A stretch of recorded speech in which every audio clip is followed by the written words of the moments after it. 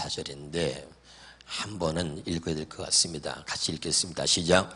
또 이르시되 어떤 사람에게 두 아들이 있는데 그 둘째가 아버지에게 말하되 아버지여 재산 중에서 내게 돌아올 분깃을 내게 주소서 하는지라. 아버지가 그 살림을 각각 나눠 주었더니 그 후 며칠이 안 되어 둘째 아들이 재물을 다 모아가지고 먼 나라에 가 거기서 허랑방탕하여 그 재산을 낭비하였더니 다 없앤 후 그날에 크게 흉년이 들어 그가 비로소 궁핍한지라. 가서 그 나라 백성 중 한 사람에게 붙여 사니 그가 그를 들로 보내어 돼지를 주게 하였는데 그가 돼지 먹는 주염 열매로 배를 채우자 하되 주는 자가 없는지라. 이에 스스로 돌이켜 이르되 내 아버지에게는 양식이 풍족한 품꾼이 얼마나 많은가. 나는 여기서 주려 죽는구나. 내가 일어나 아버지께 가서 이르기를 아버지 내가 하늘과 아버지께 죄를 지었사오니 지금부터는 아버지의 아들이라 일컬음을 감당하지 못하겠나이다. 나를 품꾼의 하나로 보소서 하리라 하고 이에 일어나서 아버지께 돌아가니라. 아직도 거리가 먼데 아버지가 그를 보고 치근히 여겨 달려가 목을 안고 입을 맞추니 아들이 이르되 아버지 내가 하늘과 아버지께 죄를 지었사오니 지금부터는 아버지의 아들이라 일컬음을 감당하지 못하겠나이다 하나 아버지는 종들에게 이르되 제일 좋은 옷을 내어다가 입히고 손에 가락지를 끼고 발에 신을 신기라. 그리고 살진 송아지를 끌어다가 잡으라. 우리가 먹고 즐기자. 이 내 아들은 죽었다가 다시 살아났으며 내가 잃었다가 다시 얻었노라 하니 그들이 즐거워하더라. 할렐루야. 오늘 말씀은 돌아온 당자라고 하는 그런 말씀으로 우리가 익히 잘 알고 있는 말씀입니다. 그런데 오늘 누가복음 15장은 다 비유인데 잃어버린 양의 비유, 잃어버린 드라크마의 비유, 잃어버린 아들의 비유, 그렇게 여러분 성경에 보면 써있죠. 할렐루야. 비유로 말씀하신 목적은 여러분에게 하나라고 말씀을 드렸습니다. 이 비유의 목적이 무엇이냐면 하나님이 감추어진 비밀을 드러내려고 하는 것이다 라는 이야기를 했습니다. 그렇죠? 그러면 그 감추어진 비밀이 뭐라 그랬죠? 에베소서 보겠습니다. 에베소 시작. 만물을 창조하신 하나님 안에 영원전부터 감추어져 있는 비밀의 경륜이 무엇인지를 모두에게 밝히게 하셨습니다. 그 비밀이 뭐냐? 11절입니다. 이 비밀은 하나님께서 우리 주 그리스도 예수 안에서 성취하신 영원한 뜻을 따르는 것입니다. 예수 안에서 하나님께서 그 예수 안에서 성취하신 영원한 뜻이 뭡니까? 하나님의 아들이 이 땅에 오신 이유는 분명하게 말했습니다. 첫째 것을 패하고 둘째 것을 세우는 것이라고 말했습니다. 할렐루야. 전국의 제자단 서기관과 제사장들마다 이제 자기 곳간에서 새 것과 옛 것을 끄집어내는 집중과 같다. 그런 얘기도 드렸습니다. 그렇죠? 여러분 성경을 보면서 제가 받는 은혜는 뭐냐면 더 큰 은혜는 뭐냐면 지금 여러분과 제가 성경을 읽었는데 이것은 우리가 뭘 읽었냐면 기록되어진 문자를 읽은 것입니다. 기록되어진 문자. 이것이 바로 이 기록되어진 문자 우리가 읽은 이것이 첫째 것입니다. 나는 여러분 이 말씀 속에서 여러분이 첫째 것과 둘째 것을 구분해낼 수 있기를 주 이름으로 축원합니다. 이 기록되어진 문자가 어느 날 내게 하나님의 말씀으로 하나님의 음성으로 들려지면 이것이 둘째 것입니다. 무슨 말인지 알아듣나요? 늘 볼 때 기록되어진 문자로 저도 봤습니다. 오늘 또 말씀을 볼 때 이거는 의문이었습니다. 의문이라는 게 뭐라 그랬어요? 기록되어진 문자라 그랬잖아요. 새 언약의 일꾼들에게 만족하게 하셨으니 이는 의문, 조문으로 하지 않고 오직 성령의 가르침으로 하나니 고린도서 3장 6절의 말씀을 드렸어요. 기억납니까? 늘 성경을 저는 이렇게 지식으로 문자로 기록되어진 문자로 의문으로 보았단 말이죠. 근데 정말 하나님의 은혜를 읽고 보니까 이것이 의문으로 보이는 것이 아니라 의문으로 기록된 문자로 내게 보이는 게 아니라 이 말씀이 살아있는 하나님의 말씀으로 보이면서 이 말씀이 살아있는 하나님의 음성으로 내게 들려지더란 말이죠. 할렐루야. 이것은 문자가 아니고 살아계신 하나님의 말씀인 것을 믿으시기를 주 이름으로 축원합니다. 할렐루야. 사람이 떡으로만 사는 것이 아니요 하나님의 입에서 입에서 나오는 말씀으로 산다. 이것이 기록된 문자가 아니라 하나님이 내게 말씀하시는 하나님의 음성, 하나님의 말씀으로 들려지기를 주의 이름으로 축원합니다. 할렐루야. 자, 그러면 오늘 이 돌아온 탕자라 하는 이 비유는 오늘 우리에게 무엇을 말씀하냐면 아버지에게 두 아들이 있었습니다. 두 아들 중에서 둘째 아들이 아버지한테 이제 아버지가 죽으면 물려받아야 될 유산이 있는데 그 유산을 아버지가 죽지도 않았는데 미리 자기가 받아야 될 유산을 달라고 요구를 하고 있는 것입니다. 우리 같이 본문에 같이 한번 12절에 읽겠습니다. 12절 시작. 그 둘째가 아버지에게 말하되 아버지여 재산 중에서 내게 돌아올 분깃을 내게 주소서 하는지라. 아버지가 그 살림을 각각 나누어 주었더니, 한번 따라합시다. 아들같지 않은 아들. 아들같지 않은 아들이 있는 거예요. 어떤 놈이 아버지가 죽지도 않았는데 아버지 죽어서 아버지가 죽으면 나한테 상속해야 할, 내가 상속받아야 될 유산을 미리 달라고 하는 놈이 어디 있겠습니까? 이것은 아버지가 빨리 죽기를 바라거나 아버지를 죽은 자로 취급하거나 아버지를 멸시하고 아버지의 명예와 아버지의 권위를 실추시키는 그런 아들의 모습인 거죠. 이것은 말이죠, 아들도 아니에요. 아버지가 이런 못된 놈의 새끼 그러고선 아들을 갖다가 혼내고 징계도 되는 것입니다. 그런데 이 아버지는 그런 무리한 요구를 하고 있는 아들의 그 요구를 들어주고 있는 것입니다. 여러분, 우리는 살면서 어떻게 삽니까? 저는 이 말씀을 보면서 아들 같지 않은 아들이 있구나. 그러니까 제가 보면서 많이 우는 것은 목사 같지 않은 목사가 있구나. 정말 나는 그렇게 생각합니다. 여러분은 여러분 스스로가 여러분에게 적용해 보십시오. 저는 제 자신에게만 적용하고 싶습니다. 목사 같지 않은 목사였구나 나는.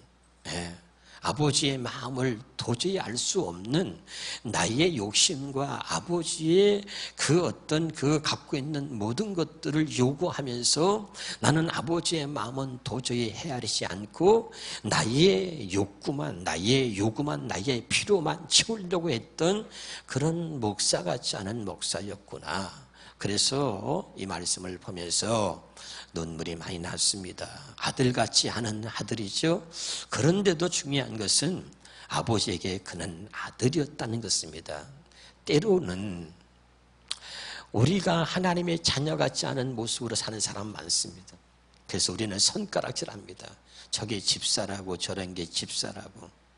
저도 여러분 그랬습니다. 그런데 내가 볼 때는 집사 같지 않고 장도 같지 않고 권사 같지 않고 하나님의 자녀 같지 않은데 그래도 하나님에게는 그가 자녀였다는 것입니다. 아들 같지 않은 아들인데 그래도 아버지에게는 그가 아들이었다는 것입니다. 할렐루야. 그래서 제가 여기서 주시는 주님의 음성을 듣고 많이 울었습니다. 목사 같지 않은 목사인데도 하나님은 나를 목사로 여겨주셨고 그리고 기다려 주신 겁니다. 우리가 때로는 하나님의 자녀 같지 않은 모습으로 사는데도 하나님은 우리를 자녀가 아니라라고 말하지 않고 하나님이 자녀라고 여겨주시고 기다려 주신 것입니다. 할렐루야. 때로는 말이죠, 사람은 어떤 과정을 겪어야 깨닫는 사람이 있습니다. 어떤 사람은 10년 만에 깨닫기도 하고 어떤 사람은 20년 만에 깨닫기도 합니다. 때로는 어떤 사람은 꼭 그 과정을 겪어야 깨닫는 사람이 있습니다. 어린애들한테 너 이거 안 돼 하지 마 이렇게 말한다 그래서 아이들이 깨닫는 게 아니고 아이들이 때로는 그 과정을 겪어가면서 그것이 틀렸구나 하는 것을 알게 되는 것입니다. 그런 것처럼 우리가 살면서 때로는 하나님이 우리가 죄를 짓고 잘못된 길로 가지만 하나님이 내버려 두신단 말이죠. 그래서 저는 하나님이 내버려 두는 것 버림받은 자인 줄 알았습니다. 그래서 저거 하나님께 버림받은 거야. 하나님이 버렸으니까 저렇게 행동하지. 그래서 욕도 하고 판단하고 정죄하고 그랬는데 하나님이 버린 게 아니었다는 것입니다. 로마서 1장 28절에 하나님이 그 상실한 마음대로 내어버려 두사 그랬는데, 그 버려둔 것은 하나님께서 아주 버린 게 아니라 하나님 우리에게 분명히 말씀했습니다. 기억합시다. 내가 너를 떠나지도 버리지도 않겠다. 믿으십니까? 나는 잘못했는데 하나님은 나를 떠나지도 버리지도 않겠다. 내버려둔 줄 알았는데 내버려둔 게 아니라 그 과정을 겪어야 스스로 깨닫고 돌아올 수 있기 때문에 하나님은 그냥 내버려둔 겁니다. 그 내버려둔 것까지도 하나님의 사랑이었다는 것을 깨닫게 된 것입니다. 오늘 여러분, 이 아들같이 아는 아들을 하나님, 이 아버지가 어떻게 사랑하고 있는지를 보시기 바랍니다. 이 아들이 드디어 아버지한테 요구한 재산을 받았습니다. 그리고 이제 우리가 그 다음에 한번 같이 보겠습니다. 자, 누가복음 12장 13절입니다. 시작. 15장. 그 후 며칠이 안 되어 둘째 아들이 재물을 다 모아가지고 먼 나라에 가 거기서 화랑방탕하여 그 재산을 낭비하더니, 이 아들이 재산을 다 가지고 갔다는 얘기는 아버지한테 받은 유산, 땅을 팔았습니다. 아버지한테 받은 재산 다 가지고 아주 먼 나라에 갔다는 것은 이제 가족과 연을 끊겠다는 거예요. 이제는 다시 돌아오지 않겠다고 하는 그런 의미가 이 속에 있는 겁니다. 내가 다시는 안 오겠다. 예, 아버지의 집에서 아버지의 규칙을 따라서 아버지의 룰에 맞춰서 집안의 룰에 맞춰가지고 그렇게 사는 것이 정말 짜증나는 거죠. 또 다른 삶을 살고 싶고 벗어나고 싶은 게 있을 겁니다. 그래서 아버지한테 재산을 요구해서 멀리 떠나고 싶어서 아예 재산을 다 정해서 멀리 갔다는 얘기는 다시 돌아오지 않겠다고 하는 그런 모습이 담겨져 있는 거죠. 때로는 우리가 내 욕심을 위해서 또는 우리는 이런 모습을 갖고 살 때가 있는 것입니다. 그런데 그리고 아주 멀리 가버렸는데 그 재산을 다 낭비하고 그리고선 14절에 다 없앤 후, 그렇죠? 이런 과정이 우리에게 때로는 있는 건데 하나님이 때로는 여기까지 기다렸어요. 다 없어진 후에 내가 내 멋대로 살고 내 욕심대로 내 육신의 생각과 내 마음대로 내 힘으로 살았던 그 모습이 다 없어진 후, 다 없어질 때까지 하나님은 또 기다리시는 거예요. 아직도 내 고집을 세우고 내 감정을 세우고 아직도 내 주장을 가지고선 살았던 그런 모습들, 하나님이 그런 것들이 없어질 때까지 때로는 기다리시는데, 그럴 때까지 어떤 사람은 많은 과정을 겪어야 되는 거죠. 자, 여기서 다 없어지고 재산을 낭비한 것으로 끝난 게 아니라 그 다음에 보니까 그 나라의 흉년이 들어 그가 비로소 궁핍한지라, 비로소 가난이 무엇인지를 알게 되는 거죠. 우리가 여러분 흔히 얘기하는 이런 말 있잖아요. 옆에 사람하고 인사해 보세요. 눈물 젖은 빵을 먹어봤습니까? 이게 배고파 봐야 되거든요. 배고파 봐야 그게 얼마나 소중하고 귀한지 알거든요. 비로소 궁핍해지니까 그때서 말이죠, 생각이 나는 거죠. 예? 내가 그리고 갖고 있었던 것들이 얼마나 소중했던 것인가를 강히 알게 되는 거죠. 굶어 죽을 수는 없잖아요.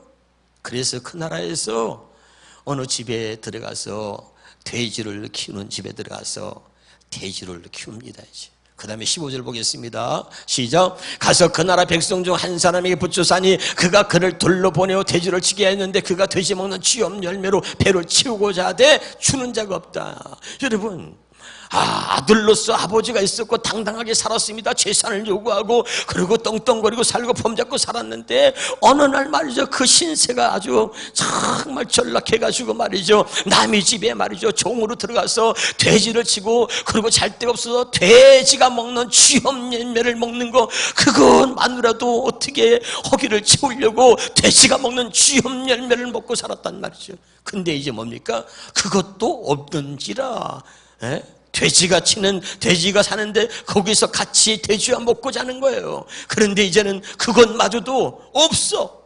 거기까지 내려가는 거예요. 내려가는 거죠. 때로는 여러분, 우리에게 어떤 과정이 필요한데 한번 따라합시다.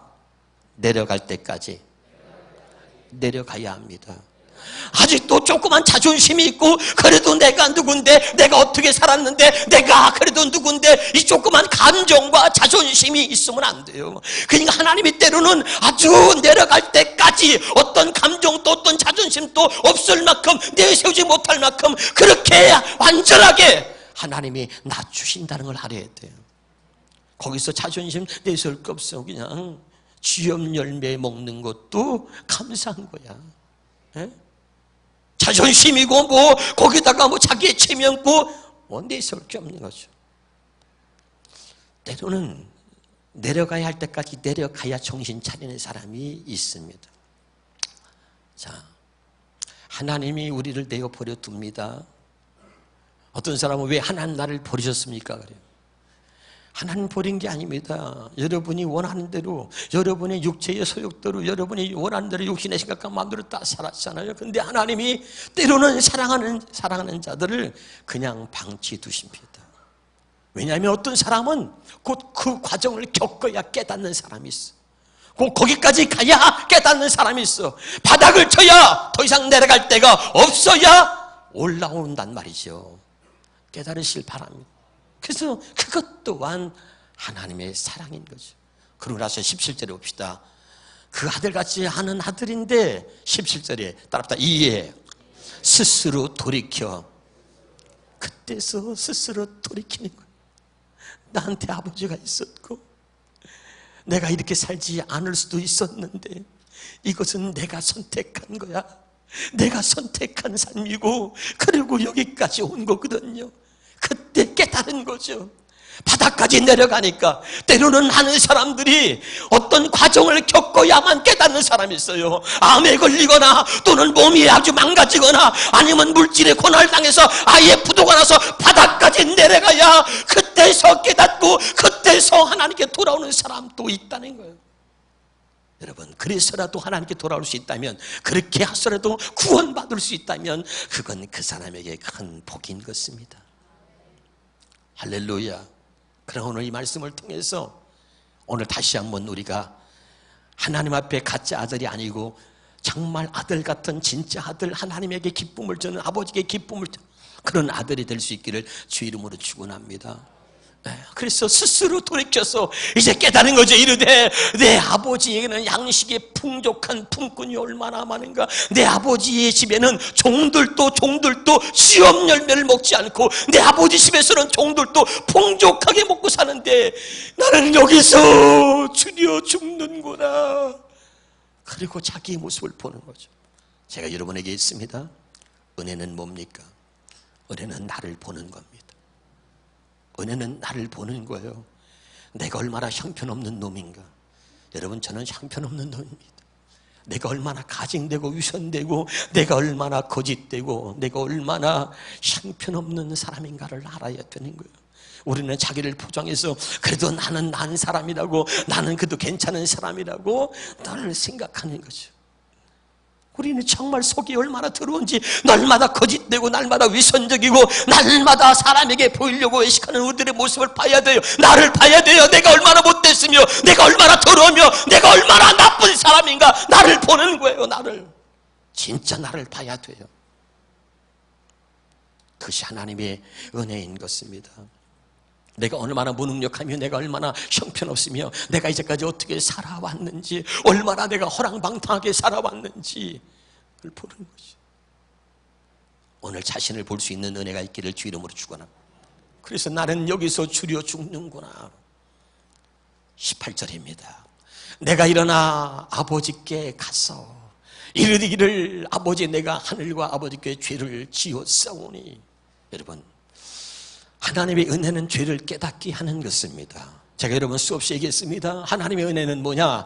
나로 하여금 나의 죄를 보게 하시는 겁니다. 다른 사람의 내 죄를 보기 전에 먼저 나로 하여금 내 죄를 보게 하는 것이 하나님의 은혜라고 그랬습니다. 오늘 그래도 이 아들 같지 않은 아들이 오늘 그 아픔의 과정을 통해서, 고난의 과정을 통해서 너무 귀한 값진 것을 깨달았는데 아버지 앞에 내가 죄를 지었다는 거예요.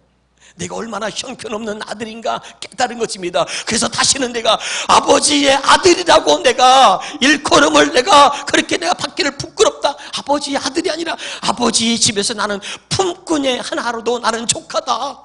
그런 생각을 갖게 된 것입니다.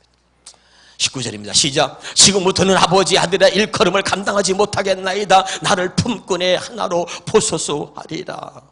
그리고 나서 20절이 너무 중요한데요. 20절입니다. 시작. 20절의 시작. 이에 일어나서 아버지께로 돌아가니라. 이 중요한 거예요. 여러분, 우리가 나를 보고 나를 깨닫는 것이 중요합니다. 근데 더 중요한 것은 뭐냐면 일어나서 아버지께로 돌아가니라. 아멘. 이게 중요한 거죠. 자, 우리의 신앙에 잘못된 부분이 하나 있다면 뭐냐면 그것도 마지막 양심이라고. 더 이상 아버지한테 내가 누를 끼칠 수 없다. 더 이상 내가 아버지한테 폐를 끼쳐서는 안 되지. 더 이상 아버지한테 내가 누가 되지 말아야 되겠다. 그리고 돌아가기를 포기하는 겁니다. 이게 가장 당신의 잘못은 바로 여기 있습니다.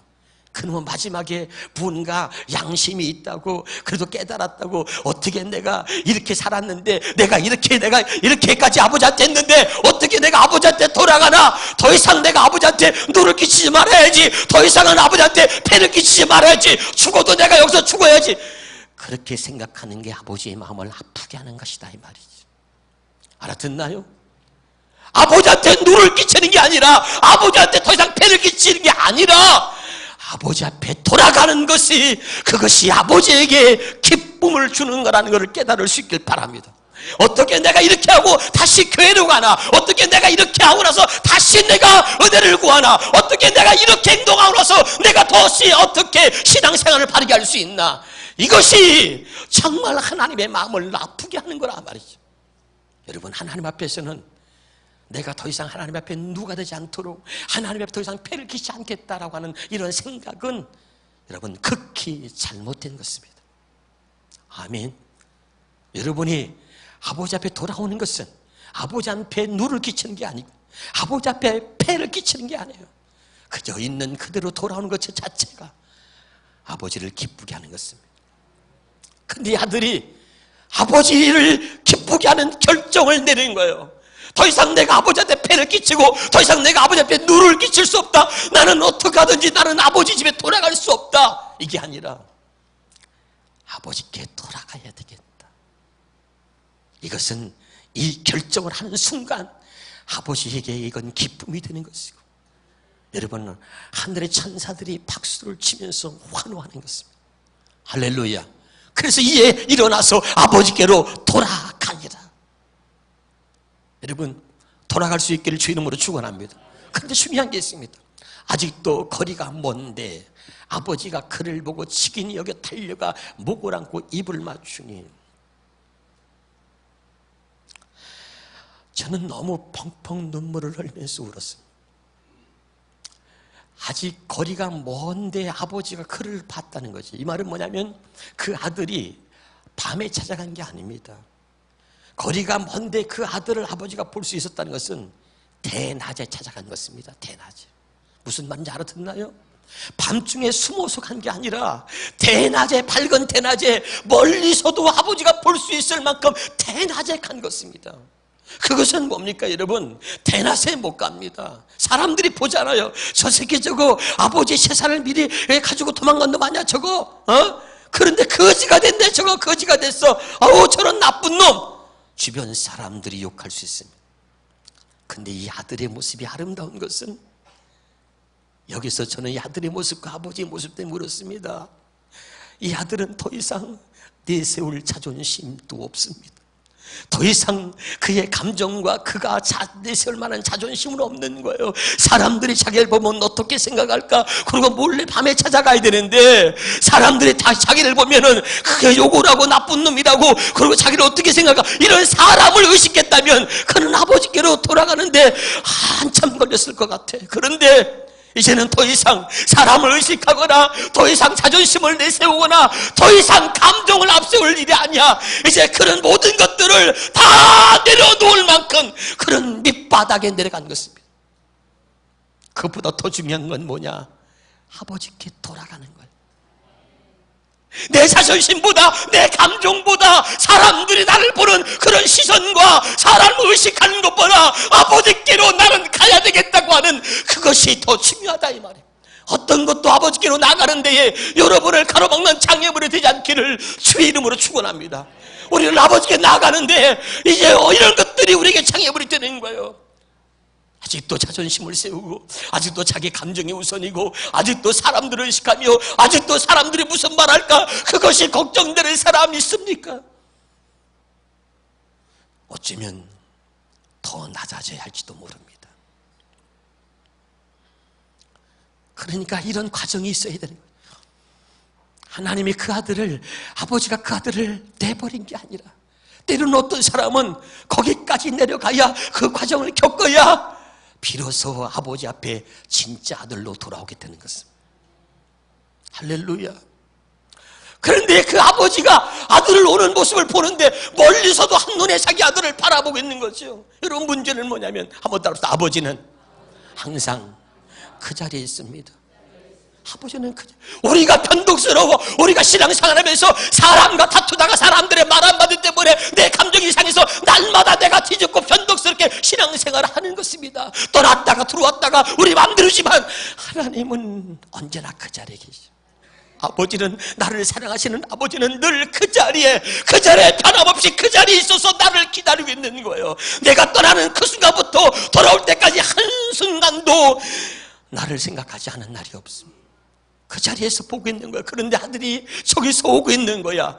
그러니까 여기서 뭐죠? 측은열라가 달려갔다는 얘기, 이 달려갔다는 원어를 보니까 우사인 볼트가 그 100m 달려가듯이 경주하는 자가 그렇게 달렸다는 뜻이야. 이 원어의 뜻이 무슨 말인지 알아들어요? 아들이 보이니까 세상의 모든 것을 다 내던지고 달려가. 얼마나 빠른 속도로 달려가는, 경주하는 자가 달려가는 거. 왜? 사람들이 볼 때에 저거 한목의 집 아들 아냐? 저거 거지돼 돌아왔네. 그 아버지가 아들에게 그렇게 달려간 것은 아들의 수치를 어떻게 하든지 그 아들의 수치를 감싸주려고, 사람들이 손가락질하고 사람들이 욕을 하고 사람들이 그에 대해서 돌팔매질도 할까봐 아버지는 얼마나 빠른 속도로 달려가서 그 아들을 끌어안는 거예요. 괜찮다, 너는 내 아들이다. 모든 사람들 앞에 내 아들이다. 누구도 내 아들에게 뭐라고 말할 자격이 없다. 그리고 아버지가 그 아들을 끌어안면서, 내가 끌어안는데, 내가 내 아들이라고 그랬는데 누가 뭘 할 것이냐. 그리고 아들을 끌어안고 입을 맞추고 끌어안는 거예요. 아들의 수치를 감싸주려고. 이 아버지의 마음을 여러분이 읽을 수 있기를 주 이름으로 축원합니다. 그죠? 아들은 사람들을 의식해서 올 수 없고, 고향에 돌아가고 싶어도 사람들이 날 뭐라고 그럴까 올 수 없는데, 아버지는 결단하고 돌아오고 있는 그 아들의 모습이 너무 감사한 거예요. 그래서 달려가서 아들의 수치를 감싼 겁니다. 또는 그건 아버지의 수치이기도 합니다. 사람들이 저 한복의 집 아들 아니요? 저 아들이 거지 됐대. 금이 환향해서 돌아온다면 아버지의 기쁨이 되지만 거지가 돼서 돌아오는데 어떻게 그것이 아버지의 기쁨이 되겠습니까? 여러분 기억합시다. 당신이 잘못한 것을 회개했다 그래서 아버지가 기뻐하는 게 아니에요. 당신이 금이 환향해서 돌아왔다고 해서 하나님 아버지가 기뻐하는 게 아닙니다. 아버지의 기쁨은 거지가 돼서 돌아오든 어떻게 됐든 상관없이 아들이 돌아온 것으로 기뻐하는 것입니다. 할렐루야. 그래서 종들 앞에서도 종들이 저거 옛날에 저거 아버지 속세고 저 따란 거 저 자식 아니야. 종들도 그럴 수 있죠. 무시할 수 있죠. 아버지는 아들의 신분을 회복시키기 위해서 종들에게 명합니다. 가장 좋은 옷을 가지고 와라. 가락지를 끼워주고 신발을 시키고 잔치를 벌이면서 모든 사람들 앞에 공개적으로 이가 내 아들이다. 이가 내 아들이다. 이가 진짜 내 아들이다. 공포하는 것입니다. 아들이 돌아온 것 때문에 아버지가 얼마나 기뻐합니까? 마지막 성경구절 24절 보겠습니다. 24절입니다. 시작. 이 내 아들은 죽었다가 다시 살아났으며 내가 잃었다가 다시 얻었노라. 아버지는 어떠냐면 죽었다가 다시 살아난 것으로 믿은 거예요. 과거의 아들이 아니야. 아들 같지 않는 아들이 아니라 이제 진짜 아들로 돌아온 거야. 그래서 하나님은 여기서 이렇게 표현하고 있는 거예요. 죽었다가 다시 살아났고 잃었다가 다시 얻은 아들이단 말이야. 그래서 기뻐하는 거죠. 할렐루야. 여러분, 우리가 하나님께 돌아오게 되면 하나님은 우리에게 이렇게 말씀하죠. 죽었다가 살아난 자식, 잃었다가 얻은 자식이야. 이제 여러분, 첫째 것이 아니라 둘째 것으로 사는 사람이 되어서 하나님 앞에서 기쁨이 될 수 있기를 주의 이름으로 축원합니다. 정말 하나님의 기쁨이 되신 진짜 자식, 그런 자식이 되어야 한다 이 말이죠. 오늘 하나님은 우리가 하나님 앞에 진짜 아들이 되어서 하나님의 기쁨이 되기를 원하십니다. 하나님의 기쁨이 될 만한 진짜 성도, 진짜 아들, 진짜 하나님의 사람이 되기를 주의 이름으로 축원합니다. 기도하겠습니다.